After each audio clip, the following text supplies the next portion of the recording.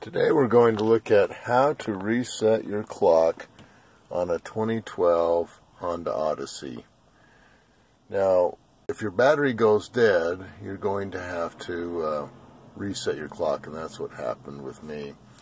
So really it's quite simple. You just press the clock and you'll notice how it shows up on here on the display. You then turn the tune button to the left and it will move to the area that you want to send it to.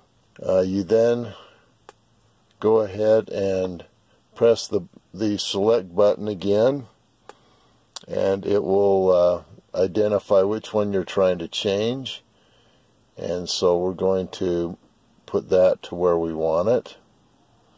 And when you get it to that part, press the button again and move it over, and then press the select button again and adjust that to where you want it. Press the select button again. We're actually at AM, so we need to go around one more time, and there we have it. And then to get out of this mode, you just turn the select button to the right, press the select button, and there you have it. Now we've got the correct time.